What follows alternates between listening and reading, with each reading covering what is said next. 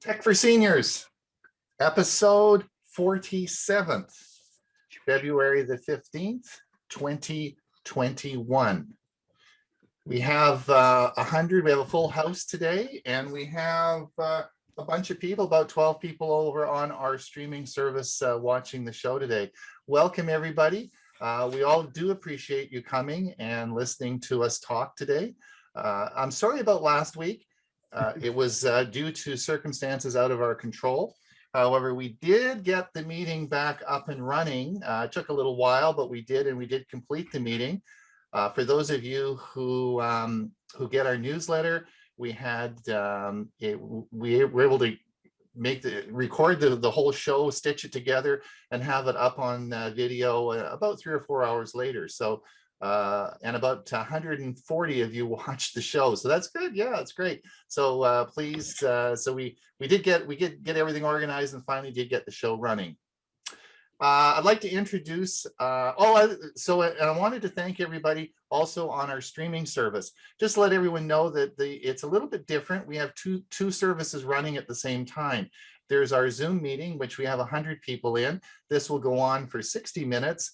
And then we have a question and answer period afterwards. For the streaming side of it, the meeting will go on for about 50 minutes. And just before the music interlude, we will be stopping the streaming service. And then those people who want to watch the whole show can certainly watch the recorded show. Let me introduce everybody today. Let me introduce Huey Popluck. Everybody knows Huey. Huey, we have a busy week this week. We certainly do. And you know what? We haven't run out of material for this at 47 weeks. And we still have some things that we can show people. It's great. I know. We got to figure out what we're going to do for our 1-year anniversary. And then we got learning Chromebooks later this week. And that's right. I think. And we had the VTC on Saturday. I had the Windows SIG yesterday. Busy week. Busy, yeah. So listen, for Thursday, for people that want to come to the Chromebook session, how do they register for that? Well, they do have to go to the website, to a location and sign up for the meeting. As soon as they sign up, they get a unique link, and it's good for the next few meetings for sure, and maybe beyond that as well. Sure. And it's the third Thursday of every month. Right, the third Thursday, and it's Tech for Senior. You can sign up there, and also you can sign up. I think on your website, the Huey.net, right? You can go to bit.ly/learning Chromebooks, okay. And that's where the form is to fill out. And I'll show you in a minute. I'll show you those of you who had our newsletter. I put it in there as well. Great, yeah. So we're going to have lots of fun this week. Busy week. Now let me ask Bob. Bob, something fishy going on here. What's happening to you this week? Well, I think it's easiest if I kind of like share what I want to show you what happened this week. All right. All right. Well, today I had a pretty darn good week. On Tuesday, they called me and said, "Hey, come on and get your shot." So on Tuesday, Alice and we both got our first vaccine. That's a great way to start things off. Of course, Saturday I was kind of busy. We had something called the APCUG Virtual Technology Conference. Some of you guys probably even watched that presentation. Actually, part of it was taken up by the same gang that you're watching right now. But thanks for asking. I had a fantastic week. Well, that's a little fishy. Sometimes it's fun to have fun. All right. Now, listen, I got something I just want to show everybody before we introduce Dewey. I just want to share my screen again. And I just want to share something. I want to play you a little something that, watch this. This is an interesting little video here. Up and away.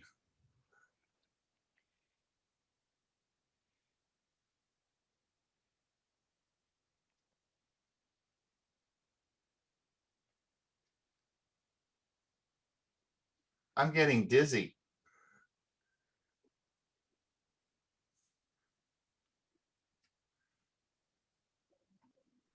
Well, so now listen, Dewey, I know that you're standing there with a shovel and looking very proud at all those bricks, but you actually didn't do that, did you?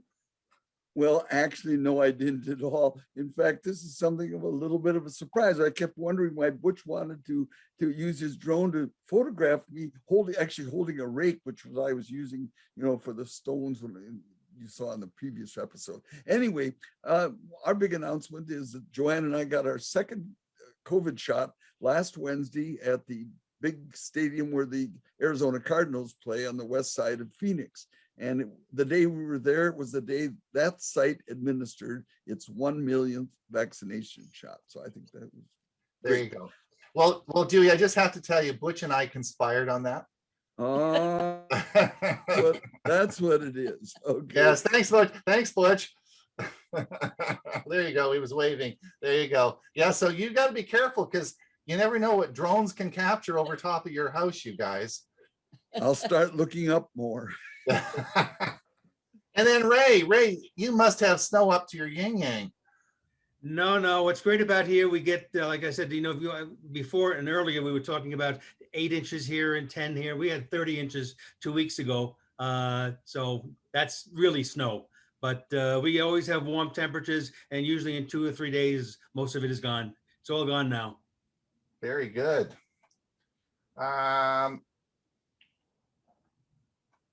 So I had a couple of articles I just wanted to show you here before we move on to Bob's section. Bob, I'll just be a second and then we'll get you going.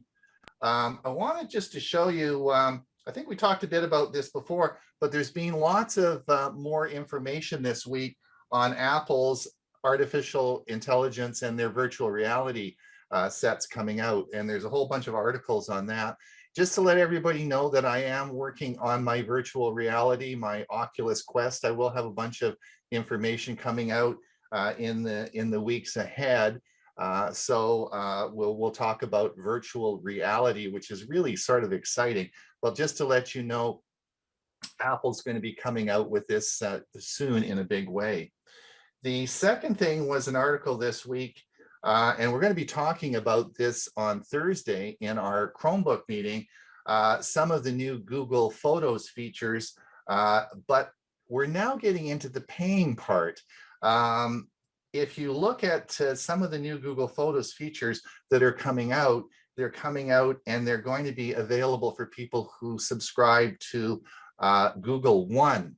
Now, you're already seeing this with Google Photos as far as their storage, and we talked about that before, but I want everyone to think about this year, because whether it's Microsoft products, which are now being tied to Office 365, or Google products, nothing in life is free forever anymore. So you're going to see this year, there'll be new sort of services, but some will be free and some will be paid, just to let everybody know about that.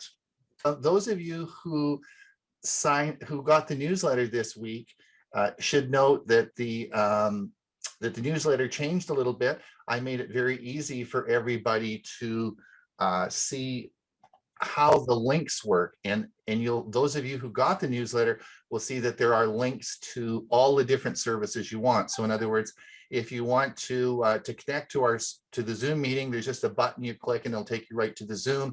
I put a button in there to sign up for our newsletter, and there's a button for the Chromebooks, and so it should be much easier and the information more definable. So if you haven't signed up for the newsletter, please go over to Tech for Seniors and Tech for Senior and sign up, and the buttons are there, and it'll make it real easy for you to connect. All right, Bob, are you ready? Here is the Avast Security News Roundup for the week ending February 12th, 2021. The Safe Connections Act aims to end digital stalking.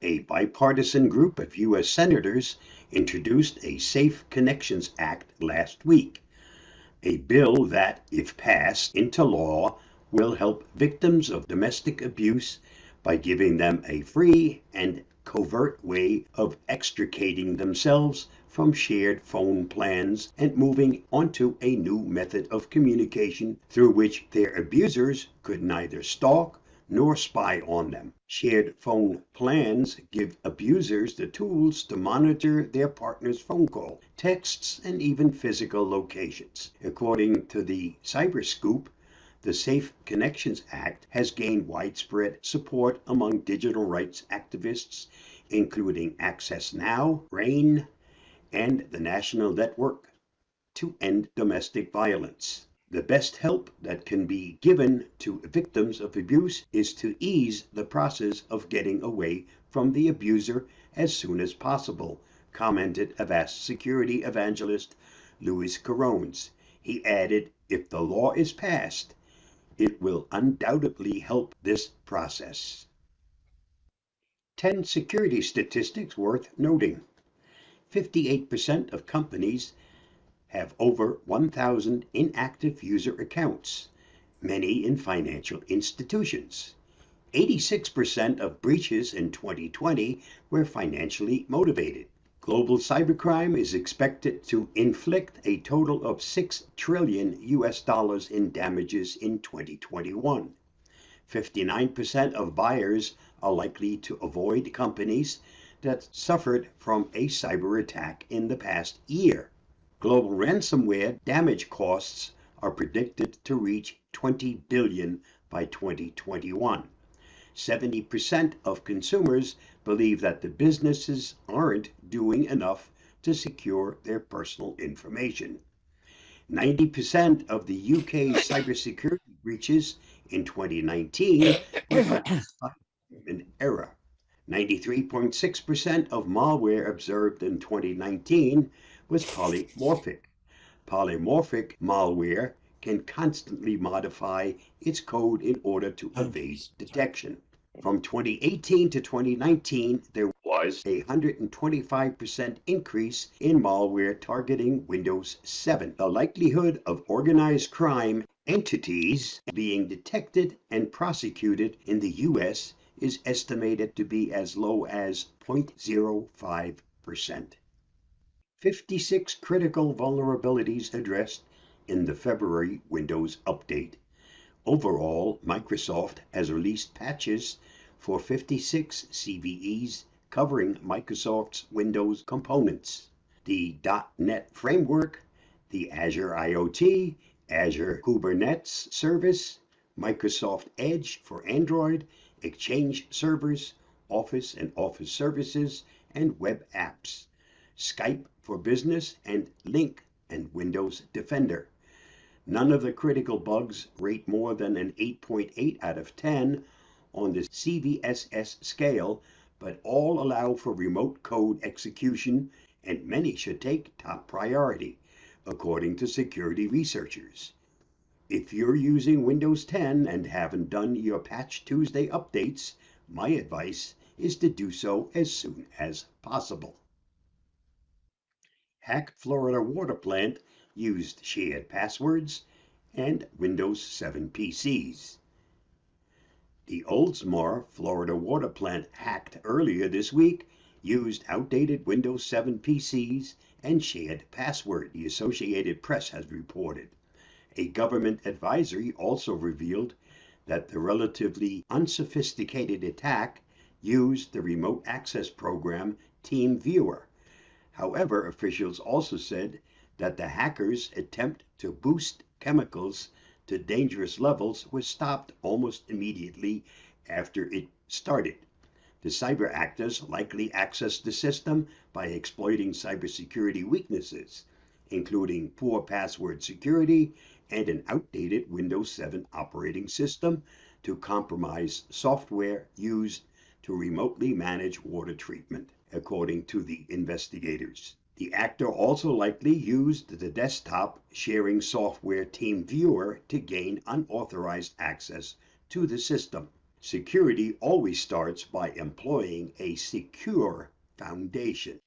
A researcher hacked into 35 major tech companies. Alex Burson, a Romanian threat researcher, recently made over $130,000 by virtuously breaking into IT systems at dozens of major tech companies. Burson used a single innovative supply chain attack to compromise Tesla, Netflix, Microsoft, Apple, PayPal, Uber, Yelp, and at least 30 other firms. In the process, the researcher exposed a major vulnerability and earned large sums via multiple bug bounties. The fees companies pay white hat hackers who successfully test their online defenses. How Burson did it is very interesting.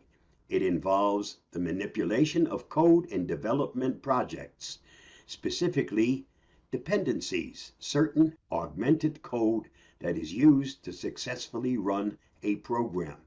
The attack would inject malicious code into common tools for installing dependencies in developer projects, which typically use public depositories from sites like GitHub.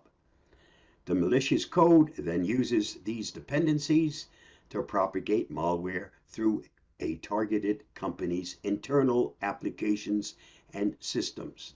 Read more on this at Technica.com. A barcode scanner app on Google Play infects 10 million users with one update. Many of the patrons had the app installed on their mobile devices for long periods of time.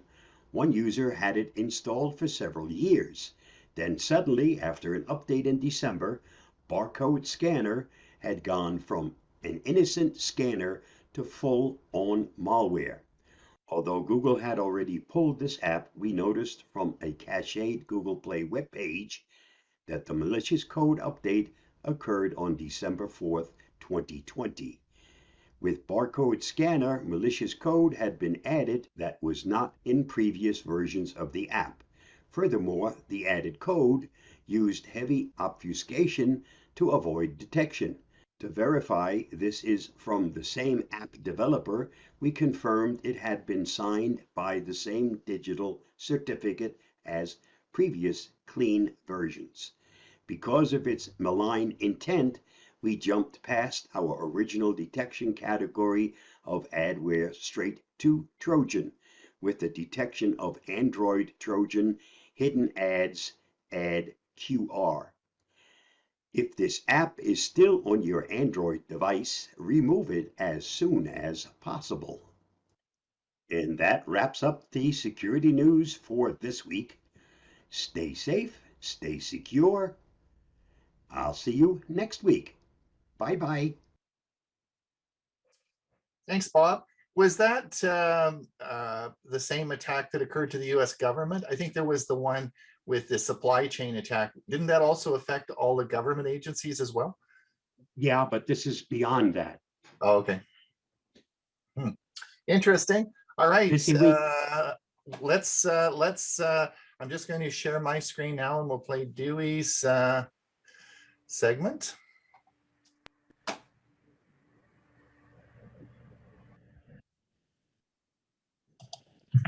Good morning, everyone. I'm Dewey, and my Tech Talk topic for today is Windows 10 Update Nasties and the Smartphone War. Tom'sGuide.com reports that Microsoft is confirming that several recent Windows 10 updates, KB, well, I won't bother reading the numbers. Anyway, they're causing a BSOD, blue screen of death, as well as crashes in various apps. Affected are users with Windows Update versions 1909, 2004, and 20H2. Ironically, these updates were intended to deal primarily with issues in .NET Framework 3.5 and 4.8. However, these two updates also caused havoc with Microsoft Visual Studio, an app that's used to develop websites, web apps, and so forth. Microsoft admitted that the updates were causing problems and promised a fix would be coming soon. Until that happens, users can always uninstall the offending updates in Windows 10 settings. Now, some Windows 10 users feel a better solution is to simply delay their updates for several months. As if this wasn't enough, Bleepingcomputer.com reported a few days ago that Microsoft has just released an emergency out-of-band update, KB 500.10.28, to fix a bug that causes Windows 10 to crash when connecting to WPA3 Wi-Fi networks. That's nearly all of them. For your information, an out-of-band update is one that Microsoft deems so critical that it's issued immediately rather than waiting until the next monthly patch Tuesday. The bug that's causing these Windows 10 crashes was introduced into two very recent Windows 10 1909 cumulative updates. Seems a little strange, but that's what it is. Anyway, these updates were issued just recently in late January and early February. Consequently, if your Windows 10 version is newer than 1909, you probably don't have a worry. By the way, Windows 10 Home and Pro version 1909 will reach end of service on May 11th of this year. I came across another tech story in tomsguide.com titled Samsung and Apple have lost the smartphone war. We'll start again. Samsung and Apple have won the smartphone war and we have lost. And that I thought you might find this interesting. The author, Philip Michaels, claims that the smartphone market in the US basically boils down to three companies, Apple, Samsung, and everyone else. And everyone else could be about to shrink. Companies with track records of Apple and Samsung do need rivals to push them forward, especially since this two-horse show called the US smartphone market is allowing a feeling of sameness to creep into their latest flagship devices. For example, take a look at this photo of an Apple iPhone 12 at left and the Samsung Galaxy S21 on the right. Beautiful phones, huh? Really pretty, but very similar. The Samsung S21 models are now shipping without micro SD card slots, something that Apple has always left off its iPhones. Another example, Apple's decision a few years ago to stop including a headphone jack on its new phones. Samsung resisted at first and then relented. The new Galaxy S21 phones do not have earphone jacks. A little side story here. Earphone jacks used to be a must for me until a year and a half ago. That's when I went to Costco and was fitted with hearing aids after being diagnosed with a mild hearing loss. I'm delighted to not need earphone jacks anymore on my phones because my Kirkland KS9 hearing aids also provide very high quality sound from radio apps on my phone, private sound from my TVs when desired through my Roku app, and so forth. And anyway, by the way, I think sometimes I get more value from the $1,500 I spent for them being earbuds than hearing aids. That's the way I feel. After mocking Apple's decision to not include a charger with the iPhone 12, Samsung did exactly the same thing with the Galaxy S21. While you may not confuse, maybe you're smart, you may not confuse the iPhone 12 with the Galaxy S21 anytime soon, but some of the differentiating factors between these two models are beginning to disappear. As far as smartphone market share in the US in late 2020, Counterpoint Research reports that Apple is at 40%, Samsung 30%, and LG at 13%. Other smartphone makers make up the remaining balance of the market. Market share in Canada was decidedly different, with Apple having over a 50% share, and Samsung was at 33%, LG 4%, Motorola 3%, Google 3%, and others 4%. I guess maybe the Canadians are smarter or richer, maybe both, who knows? There's another factor hanging over the US smartphone market where many people still buy their devices through phone carriers, as opposed to buying an unlocked phone and then choosing their carrier. With an unlocked phone, the buyer not only gets to pick the phone they want, can also bring it to the carrier that best meets their needs. In Canada, the government's wireless regulator ruled in late 2017 that every cell phone sold in the country must be unlocked, and that carriers can no longer charge their customers to unlock their current device. It stands to reason that in the US, influence, you could put a $sign there, like for political influence, from the three big carriers, Verizon, T-Mobile, and AT&T, is likely keeping the FCC from following the lead of Canada. Maybe that'll change. We can only hope. You'll recall that I've long advised to pick the cellular carrier with the strongest signal where you are. An unlocked phone might make sense for you if the major carrier where you live permanently differs from the carrier strongest where you spend the winter. To do this, perhaps some of us need to lose the fear we have in changing cell phone plans. I guess things have changed, you know. While the best unlocked phones in the US nearly always support GSM carriers like AT&T and T-Mobile, it's probably best to look for devices that work well with all major US carriers, including CDMA carrier Verizon. Come to think of it, I think I just found my topic for next week. How about my explaining the difference between GSM and CDMA technologies and comparing them? You know, I think, well, that will work. Well, that's my Tech Talk story for today, and I'm sticking with it. Thanks for watching. Stay safe and have a great day. Well, thank you so much. For all of those who are worried about Windows crashing and Windows updates, Huey, what might they want to do this week if they're worried about Windows? They might want to set up a recovery drive and have it ready for those times. Well, you're going to be, I think you're going to be talking about that, right? Yep. You want me to go ahead and start now? No, not yet. Okay. But also, come on now. The other thing, if you're worried about, what else can you do? Thursday. How about a Chromebook? Get a Chromebook. Yeah. Come and see us on Thursday, and we will tell you all the reasons why you should have a Chromebook. Right. So I won't belate that subject, but Bob will be there, and Huey and I will. We're going to tell you all. You don't have to worry about all those issues. Now, we have a special deal for you today. We're going to talk about vacuum cleaners. Now, as you know, this was a few months ago, just at the turn of the year.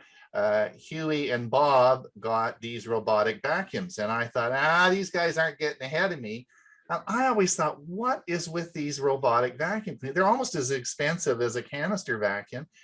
And so, but I wasn't going to let those guys get ahead of me. No, sir. So I went out and I got a robotic vacuum. I bought the Roomba vacuum. And so but you know something? That's right. The whole technology has changed. Then I learned about LiDAR and radar and cameras and all sorts of stuff. So I got Mr. Vacuum to come and talk to us today. The guy who's an expert on vacuums, Mr. Vacuum Cleaner himself. And Bill James is going to talk about vacuum cleaners, particularly the new Wyze vacuum cleaner, which has all these fancy features on it, and is half the price of the one I bought. So Bill, tell me where I went wrong.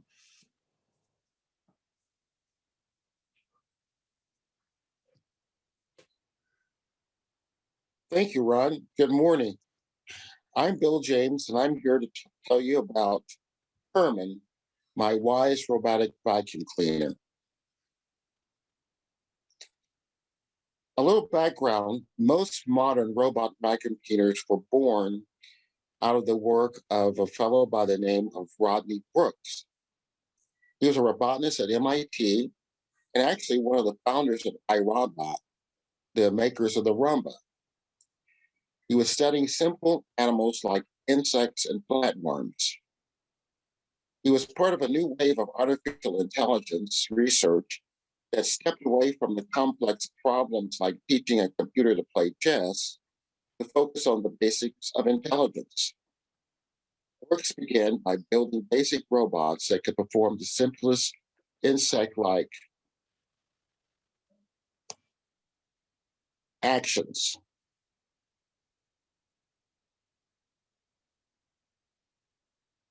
Although no one claims that insects have sophisticated brains they can engage in rather elaborate behaviors.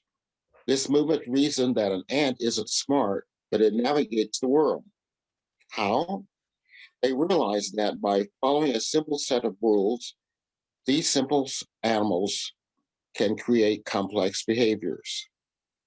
An individual ant doesn't have much brain power, but it has a simple set of rules that allow it to search for food, return to the nest, and guide others. Likewise, a robotic vacuum doesn't need to know exact dimensions of a room to clean it. Instead, it just needs to know how to react in a few different situations, and will be able to clean a room. Roboticists call these rules behaviors, and they are simple things like if you hit a wall, turn away from it. Vacuums have come a long way. So when you ask yourself, why have a robotic vacuum? You no longer need to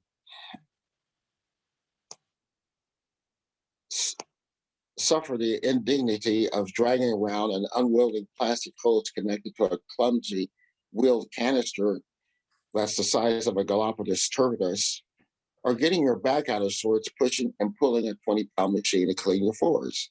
In fact, you don't even need to have to get off the couch.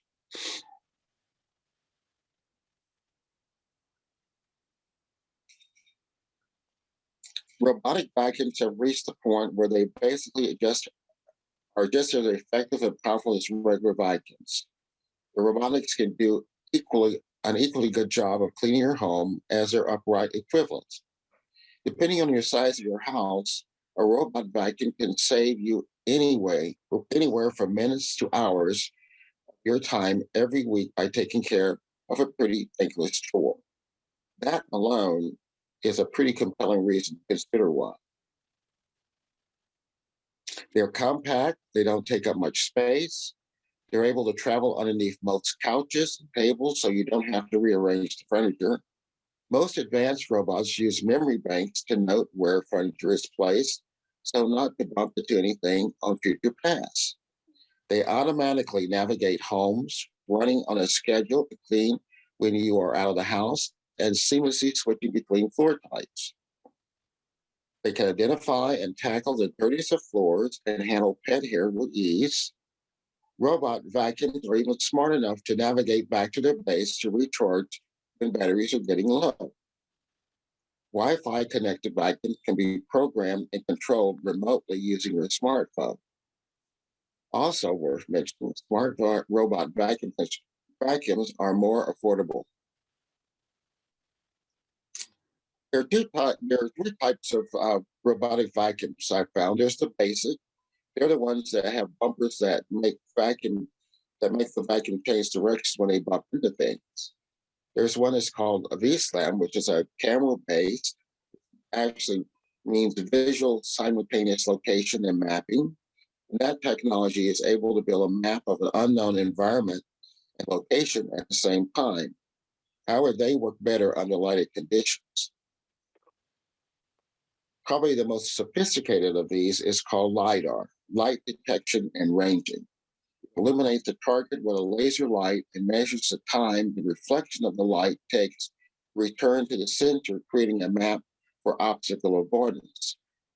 And these also work in dark conditions.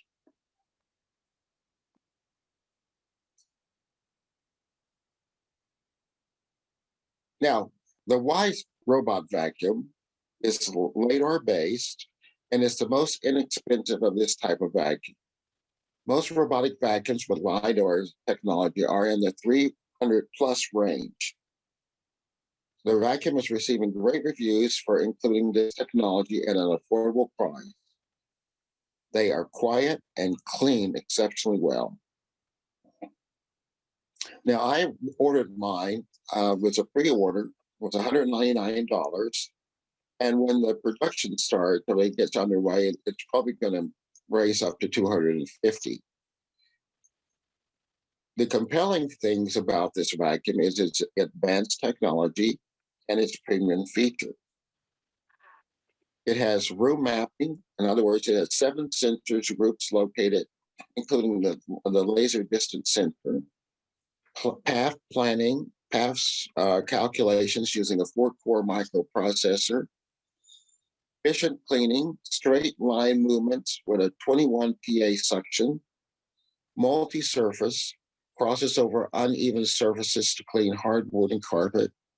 In my house, I have tile, I have some area rugs, etc., and it manages to traverse those with no problem at all. You can clean from anywhere. You have area selection, scheduling, and virtual walls using the Wyze app. Now, virtual walls means whether you've got cords under your desk, dog bowls in the corner, or any area you'd like to remain untouched, you can use the Wyze app to create a virtual wall where the Wyze vacuum will not sweep.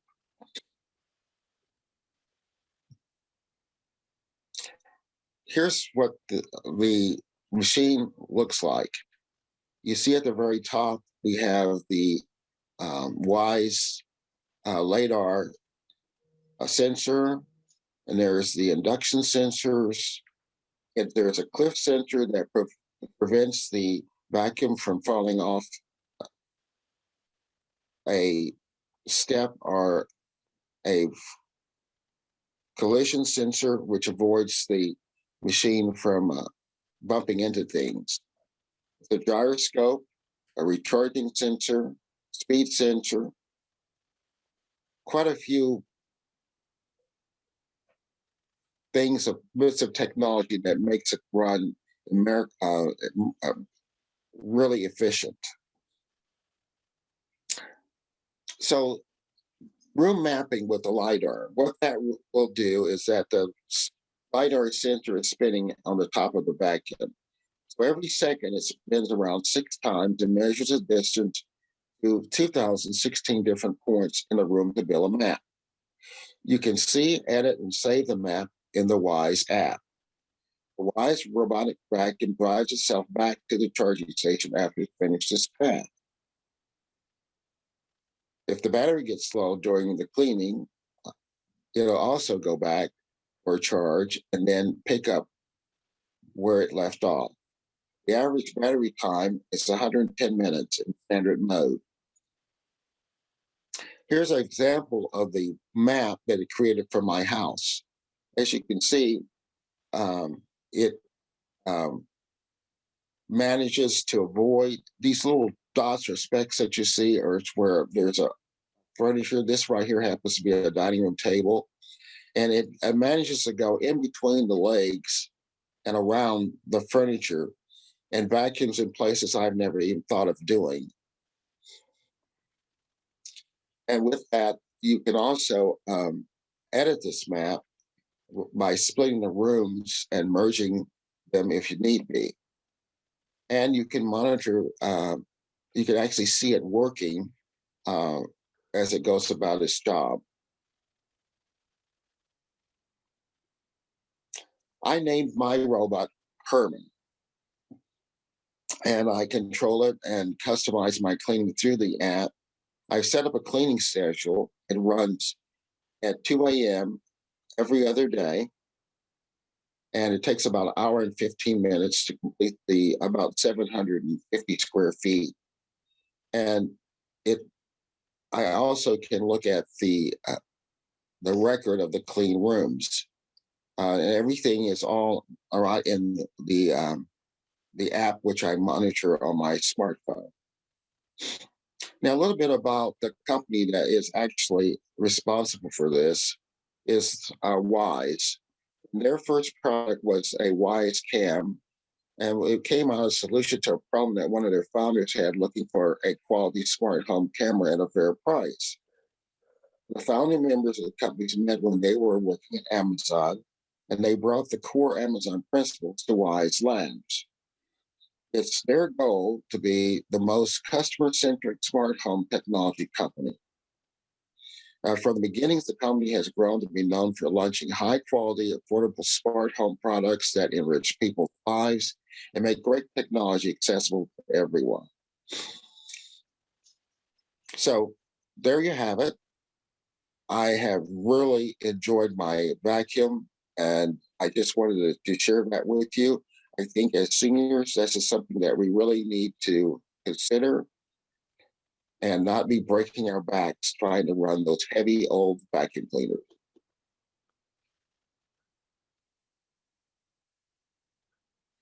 Thanks, Bill. This is Bill James. Thank you. Thanks, Bill. Great.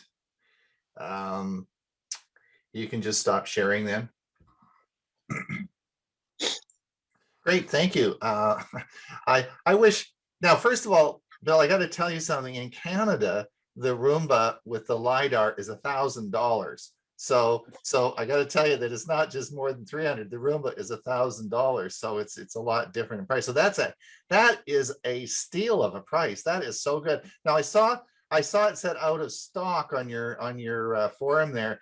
When do you think this is going to ramp up? What do you think about the whole situation? I think they'll probably get ramped up again in the next couple months. Hopefully the price for the $199 will remain for a while before they up it to $250. Even at $250, I think it's well worth it. Mm-hmm. The vacuum is absolutely unbelievable. I was really skeptical about it because I had lots of furniture that's in my living room and I thought it wouldn't be able to navigate that. But as soon as I plugged it up and got it set up, it started immediately mapping out my room, and it avoids everything. It goes underneath the tables and chairs.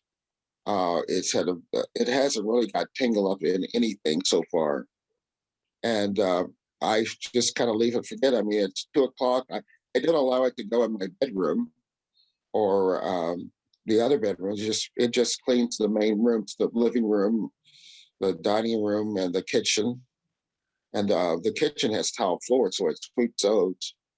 So it's just been really unbelievable. I mean, I was really surprised and impressed by the job. $199. Yeah, Bob, you have one, don't you?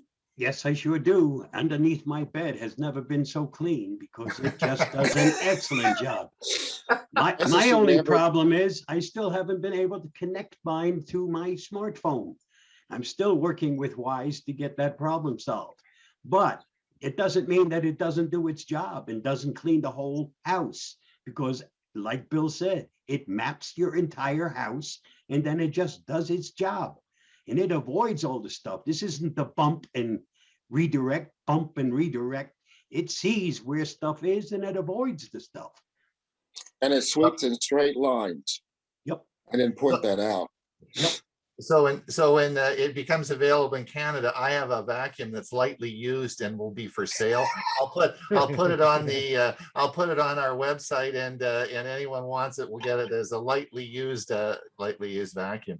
So well, Healy, does your Roomba do a decent job? I mean, how does it?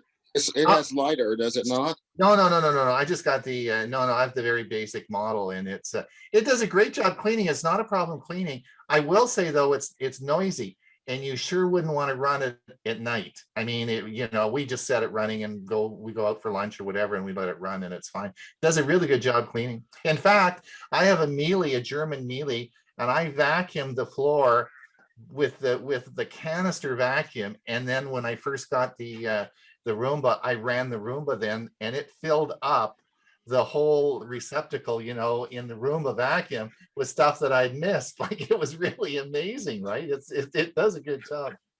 Listen, we got to get moving on.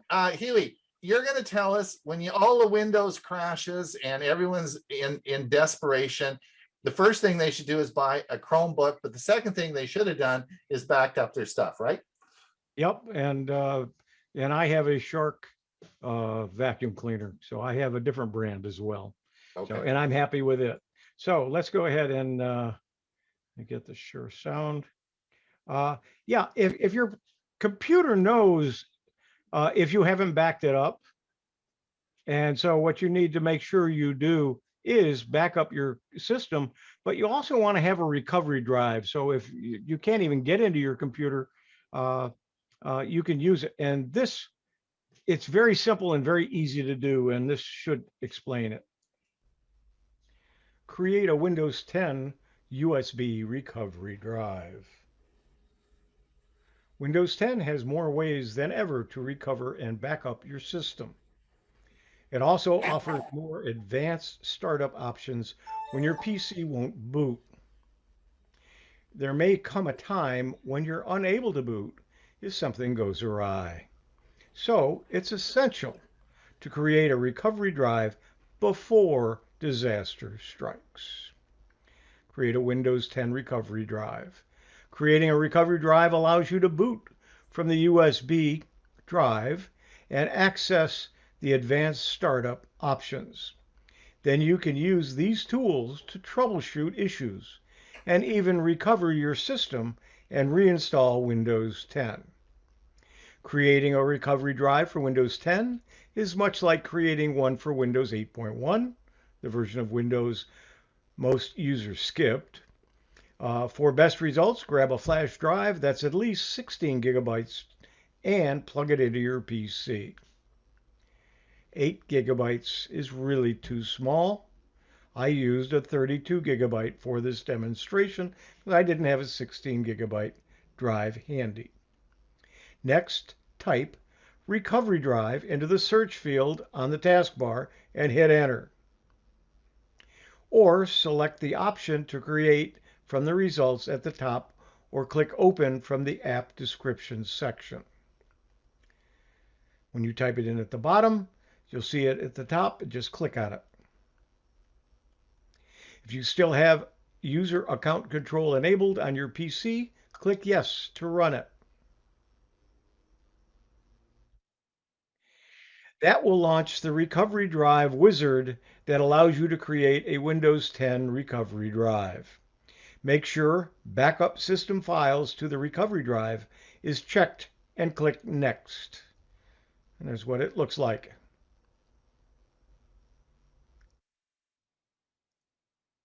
The recovery drive tool will scan your PC for available USB drives. Now select the flash drive that you want to use and click next. This took my system several minutes, so be patient. As long as it's there and doesn't give you an error message, it's working. And this is what it looked like when it found the drives. It says the drive must be able to hold at least 16 gigabytes and everything on the drive will be deleted.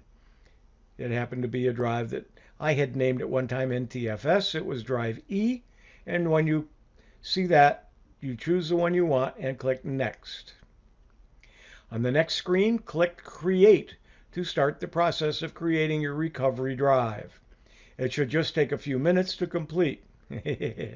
I'll tell you that in just about a minute. Keep in mind that this is deleting all of the data on the drive. Click create. And then your recovery drive will start to be created. You'll see a progress bar while it is being created. It took my system 1 hour and 7 minutes. So you not only need to be very patient, you might want to go get a cup of coffee or have breakfast and then come back when it's done. So it appeared to happen quickly. It didn't. And that's it though. You'll get a message that the recovery drive is ready. Click the finish button and remove the USB drive. Make sure to keep the drive in a safe place so that you can use it in the future if needed. This is what it'll look like when it's done. Click finish. And your advanced boot options, if you're unable to boot into Windows 10 for any reason, you can boot from the recovery drive. You'll get a menu of advanced options to help troubleshoot the problem of your system and get it up and running. It includes system restore, system image recovery, automatic repair, command prompt, UEFI firmware settings, and Windows startup settings options. It'll look like this. Thanks to Groovy Post and Brian Burgess. I'm Huey Poplock. Thanks, Huey. I'm sure there'll be lots of questions about that, but we're going to leave that for the question and answer segment. Okay, so we'll be doing that in about 7 minutes. So for coming, and then you can get ready to tee up and go, okay? And again, I want to thank all our, how many do we have over? We have 16 watching on our streaming service. This is where we'll be ending our meeting on the streaming service. Thank you for coming. Thank you for watching us. And we will be, of course, here next week, same time, same place. And it will be the same streaming service. So thank you for coming, and we will see you next week. All right, Ray, you can head up and you can start.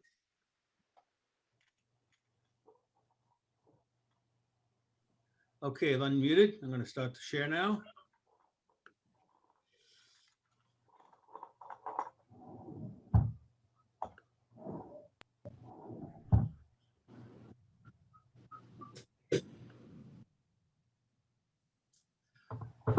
Okay, last week I started with what I consider the two best voices of the early days of rock and roll. So I did Roy Orbison last week, and this week I'm going to do none other than Mr. Excitement, Jackie Wilson. He was born in 1934 in Highland Park, Missouri. He was a tenor, a 4-octave. I don't know much about octave ranges, but that sounds like an awful lot. As a young teenager, Jackie took up Golden Glove boxing, and I believe this was a major contribution to his fantastic stage presence and athletic dance moves. After briefly singing in his church, Jackie got his musical start when he was hired in 1953 by Billy Ward to front the vocal group The Dominoes. You may have heard of Billy Ward and the Dominoes. Billy Ward was the manager of the group, but he never sang a note, but he liked to see his name in print. Anyway, Jackie at the time was replacing Clyde McFadden, who was off to become the lead singer of a brand new quintet known as the Drifters.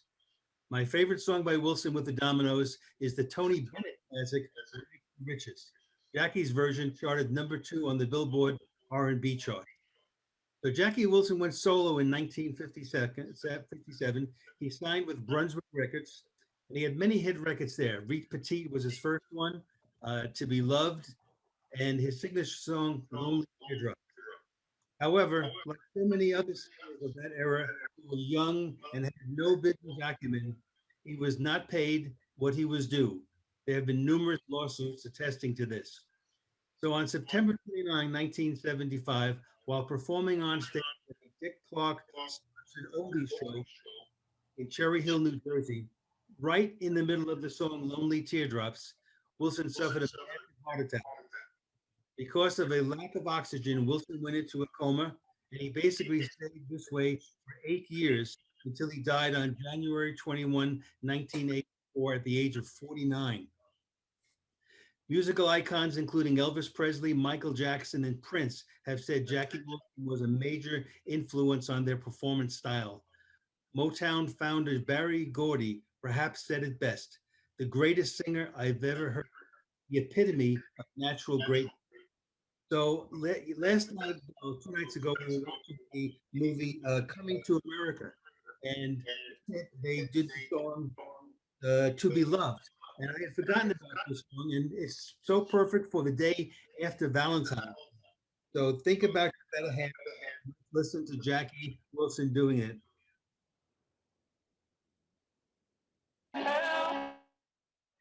Yes, well done, Ray. That was great. Oh wow, I forgot. Yeah, he was about one of my Jackie he was Wilson. one of my favorites. Really, yeah, amazing, eh? Well, thanks so much, Ray. It's, you know what? It's top of the hour. Another week has gone by. Another show has gone by. I want to thank everybody for coming. We'll be starting the question and answer segment in about a couple of minutes. Let me, Huey, you'll be around next week? I certainly am planning on it. We'll be seeing lots of each other this week, eh? Yeah, absolutely. We're going to learn Don't all forget about Chromebooks later this That's week. right. Don't forget, everyone, Thursday, Chromebooks, you can sign up. Well, it'll be the buttons in the newsletter. It'll also be on our website. So just sign up if you want to learn about Chromebooks. And Bob, I guess I'm going to see you. You're talking at our club tomorrow. Don't you forget. Yeah, I plan on being there. I figure I better show up. Otherwise, I'd be in the doghouse for a long time. That's right. That's right. How come we're So having good. So echo? we'll, oh, yeah, I don't know why. Anyway, we'll see you next tomorrow. And then we have Dewey. Dewey, I think you've got all your blocks laid. What's your plans this week? I'm going to relax. I worked so hard last week. I just got to take it easy. All right. You gonna be here next week? You bet. All right. And Ray, another great song coming next week. I hope I'm going to try. And I'm driving tomorrow to get my first. All Ron, right. I There you think go. you're the Ray, I echo. think we're getting the echo from you. From me. Well, then I'll just be quiet. No, from Ray. Oh, we're getting it from Ray. Okay. Coming from Ray. Echo. So I think Ray's muted now. All right, let's open. Now what we'll do is so the meeting is now closed and we'll move into the question and answer phase of it. For those of you, what works best, because we have 85 people still in the show, we can't see all the screens. So on the bottom of your screen, you'll see under reactions, if you click reactions, there's a little button there that says raise your hand. Now, not only does that put a little hand in front of your face, but it moves you up to the top row. There we go. Maybe, there we go. Dewey, did you have something you wanted to say? Yes. I've been cloning my hard drives for a dozen or more years using a system from Apricorn, a California company. For the last at least 7 or 8 years, I've used their SATA Wire 3, the 3 referring to USB 3 type, 3 level, and it just works marvelously. In other words, you get the dongle, that's about $25 on Amazon, and you get the software free at Apricot. It works slick as can be. I think maybe I'll talk about it at some future presentation. That could be a Dewey's Corner talk. Yep. Yep, there you go. So, Murray, did you have something that you wanted to say? Me? Yeah. You have your hand up. Yes, I do. I just want to mention that I especially, as soon as I saw the name Rodney Brooks, I put in the chat area a bunch of links and so on. But we built a robot that could walk through the forest autonomously. And originally, when we did this project, it was a forestry project for building a stand tending robot. Our goal was to make it cost less than $50,000 so independent contractors could afford them. They closed the institute and canned the project before it was done, but it was such a fun project that we would have students from the universities working there. We couldn't get them to go back to university. They wanted to stay on working on the project. But I'll try to bring video of it walking to show how it walked. We called it Jacob because it was made of, well, in Canada, we have this store called Canadian Tire, which is like a big hardware store, sort of an automotive store. And because we made it out of the key components were aluminum ladders. But I'll try to show, I'll at least get a picture, and if not, a short video that shows how it walked through the forest. And we had originally thought that we could never do the actual robot part. We were going to work on the vision to tell the difference between deciduous and coniferous trees. But in fact, it turned out with Rodney Brooks' method, we were able to build this robot, and we could have controlled it with about $30 worth of little microchips called ASICs. They were really basic lookup tables that could be programmed. Right. So anyway, Right. I just thought that was interesting. Ron, Yeah. John Roy has been patient and he Yeah, hasn't I had know. a chance. Murray, if you could email me that and give me a time that you need, like how much time, I'll budget it into a show and we can play it, okay? Well, actually, what I'll do is I'll send it to you and let you show it. There you go. John, you've been patient. Go ahead. I just want to make a comment on Huey's bootable drive. If your system goes down, that'll get you back to Windows 10. But if you made an image with some image software, you need to either have a bootable drive made from that image software, or you're going to have to load the software back in again to bring an image in. I believe that's what it does. It does create a bootable drive. Yeah, but bootable in Windows 10, if I made an image with Macro Reflect or some other software, I can't bring an image back in with that bootable drive. It doesn't know how to use that software. I'd like to comment here that the Apricorn system I talked about, it's fully bootable. I've had several total crashes, took my most recent clone, which is on a separate hard drive, and it's totally bootable. It works great. So Huey, Yeah, True Huey, I'm Image just does a the bit- same as well. yeah, Huey, I'm just a bit confused. And I think this is where John is coming with this, is the bootable drive that you're creating on that disk is the Windows 10 bootable drive and will boot it back into Windows. But Right. that actually is not all your files or your data. That's just the bootable Windows files. Is that not correct? That is correct. So it is not a backup for your Windows, your whole Windows 10 machine. It's not an image backup of your whole system. This is just a bootable USB key for Windows 10. Is that correct? Right. It gets you into the system so you can restore some of the Windows 10 files if you need to, or you can at least boot into the system and then try to fix whatever's the problem. Right. So John, does that answer your question? It's Well, yeah, not. so unless you make bootable image software usually has the capability of making a bootable disk that will get you into that specific software. Right.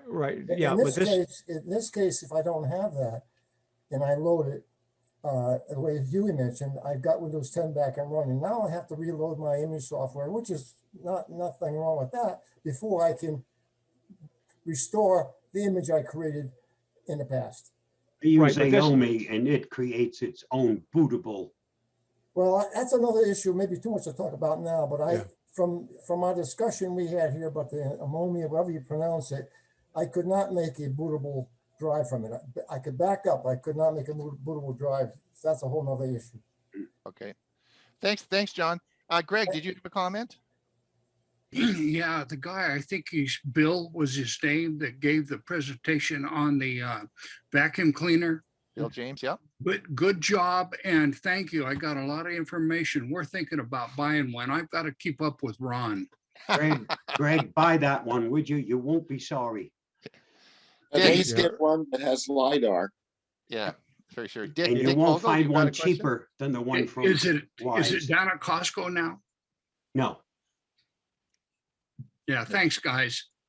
Okay. Irving was next. Is it going to Oh, be Irvin? able to get available in Canada? I see you can do cross-border shipping, but one I looked at is $2,000. No, I looked at Wyze. I was going to get one. Hey, listen, you guys, these two have got one. I'm getting one, and I was going to get one, but there's no way they were going to ship it to Canada. In fact, there's no options to get the Wyze one in Canada. So I'll forget it. The only way you're going to Well, do there it is have one it- by a cross-border shipping company. Well, maybe if you have it shipped to your place in Arizona and then have No. It cross-shipped. says that they will ship it. They will arrange to you ship it to them, and then they will ship it to you. Oh, really? I was just on their website, and they're not taking orders, they're taking pre-orders. Correct. You That's put right. your email in and they'll notify you when it launches at the $199 rate. That's right. Right. Irving, you've got a question? Yes, please. This might be a precursor to next Thursday's Chromebook session. But when I came on this morning, I am using a Chromebook. The first thing that, at least when I came to session, the message was that you're not getting a good picture because your CPU is something or other. And I was wondering if you'd have any comment on that. We'll Because- talk about that. We'll bring that up on I don't Thursday. know. I think it lied to me because I think the picture's been fine. Yeah, we'll talk about that Thank on you. Thursday. Are you going to come to our Chromebook session on Thursday? Yes, I certainly do plan to. Irving, we'll do that. We'll do that on Thursday, okay? Okay. Now, Caitlin, does she have a question? I don't see your No. image, but Oh, yeah, let me take that. No. no question? Okay. And Yes, then I'd like to Dick, take that off. okay, Dick, because we want to wind things up now. Dick, do you have a question? Yes, the USB backup drive, do you have to update that if you've had updates to your Windows system? No. It will boot you to that point where you can now do something. That's all it is. It's a get in and be able to help go to the next step. And if that means installing some other software so you can reload your image from the other software that you created that image on, this is just to get you into the Windows operating system, since you Right, can't go in there normally. It's not a backup replacement. It is included in your arsenal of things that you should do. And if you have two computers, do you need to make separate backups for each? I don't believe so, unless one is home and one is pro. Then you want to have, I think, one for each. At And least if that's one what is I did. 32 and one is 64-bit, then of course you need a different one. All right, listen, it is now almost half an hour into the question answer. I think it's time that we call it quits. But for all those who have Chromebook questions or who want to move on so you don't have crashes and Windows problems, come and see Huey and I and Bob on Thursday. If you want to know how to register for that, just go to techforsenior.com to our website. You will see right on the front there, you'll see it where you register, and also in the newsletter coming out tomorrow, you'll see a button. You just click the button and it will take you right to registering for Chromebooks. I want to thank everybody. If you're already registered, you don't have to do it again. You don't have to register. You'll be saying, you're going to send those out today, the first one? Yeah, I'll send a reminder out with your links sometime today, and then another one probably Wednesday night or early Thursday morning. Thank you. And thank you everyone for coming and for the Q&A.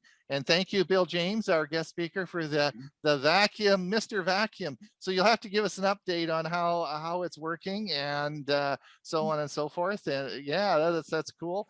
And thank you everyone for coming, and we will see you next week. Goodbye. Good job. Bye, everybody. Bye-bye. Bye.